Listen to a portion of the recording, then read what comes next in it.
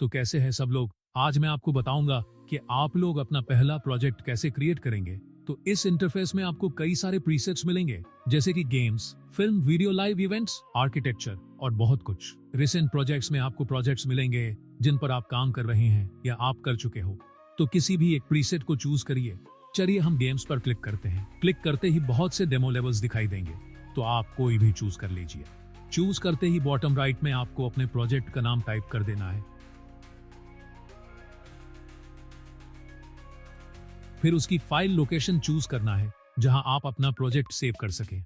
File location select करते ही create button पर click करना है और बूम, आपका प्रोजेक्ट सक्सेसफुली क्रिएट हो गया है। प्रोजेक्ट क्रिएट होने के बाद आपको ऐसा इंटरफेस दिखाई देगा, लेकिन आपको घबराना नहीं है। नेविगेशन के लिए अपने माउस की राइट बटन से कैमरा को अपने एक्सिस पर रोटेट कर सकते हैं।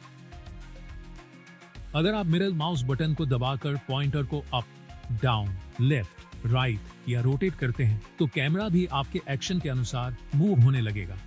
ऐसे ही राइट बटन से आगे या पीछे कर सकते हैं। कीबोर्ड पर WASD का भी इस्तेमाल कीजिए।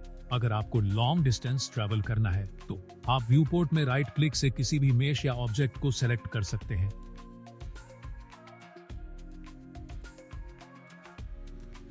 आप चाहें तो इस प्ले बटन को क्लिक करके डेमो लेवल को प्ले कर सकते हो।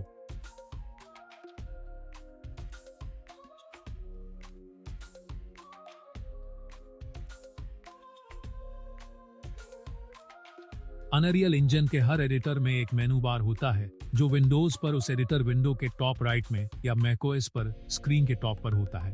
कुछ मेनू जैसे फाइल, विंडो और हेल्प सभी एडिटर विंडोज में होते हैं।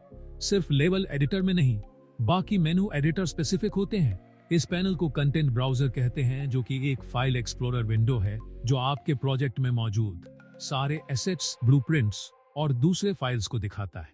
आप इसे अपने कंटेंट को ब्राउज करने, एसेट्स को लेवल में ड्रैग करने, प्रोजेक्ट्स के बीच एसेट्स माइग्रेट करने और भी काफी चीजें करने के लिए यूज कर सकते हैं। जब आप लेवल व्यू पोर्ट में किसी एक्टर को सेलेक्ट करते हैं तो डिटेल्स पैनल उस एक्टर के सेटिंग्स और प्रॉपर्टीज दिखाता है जो आपने सेलेक्ट किया है। डिफॉल्ट के तौर पर यह अनरियल एडिटर विंडो के राइट साइड पर वर्ड आउटलाइनर पैनल के नीचे होता है। आउटलाइनर पैनल आपके लेवल के सारे कंटेंट का एक हायरार्किकल व्यू दिखाता है।